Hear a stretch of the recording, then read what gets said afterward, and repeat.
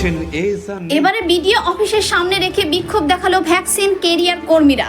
বুধবার সকাল 10টার সময় বেলডাঙ্গা ব্লক 2 এর শক্তিপুর প্রাথমিক স্বাস্থ্য কেন্দ্রের ভ্যাকসিন ক্যারিয়াররা তাদের দীর্ঘ 11 মাসের পারিশ্রমিকের টাকা না পাওয়ায় বেলডাঙ্গা ব্লক 2 এর অফিসের সামনে পোলিও ভ্যাকসিন রেখে বিক্ষোভ দেখালো ভ্যাকসিন ক্যারিয়াররা। তাদের দাবি অবিলম্বে বকেয়া টাকা পরিশোধ করতে হবে, না হলে এই কাজ তারা করবে না বলে জানিয়ে দিয়েছে। অন্যদিকে স্বাস্থ্যকেন্দ্রের বিএমওইচ তরুণ বারুই স্বীকার করেছেন এই কর্মীরা 11 মাসের টাকা পাবে। টাকা না আসলে আমি কোথা থেকে দেব, বারবার ঊর্ধ্বতর কর্তৃপক্ষকে জানিয়েছি, তাতে কোনো সুরাহা হয়নি।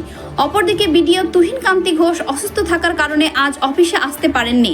উনি টেলিফোনে বলেছেন, বিষয়টা আমি শুনেছি, আগামী সোমবার এ নিয়ে সব বলবো এবং একটা সুরাহা করব। বিডিওর কথা শুনে বিক্ষোভকারীরা আপাতত বিক্ষোভ তুলে নেয়।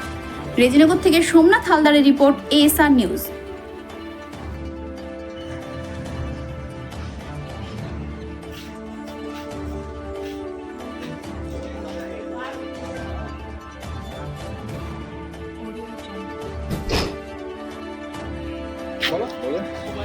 বেলেঙ্গা থেকে আমি কাজ করছি।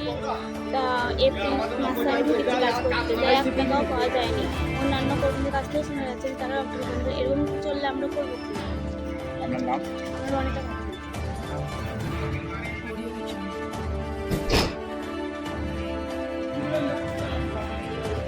আমরা এভিডি কর্মী, দীর্ঘদিন ধরে আমরা কাজ করছি। আমরা আগের বিএমএইচও বহু ছিলেন, তাদের সাথেও আমরা কাজ করছি। তিনারা আমাদেরকে যথেষ্ট সম্মান দিচ্ছেন এবং আমরা পয়সার ব্যাপারে কোনো অসুবিধা আমাদের হয়নি।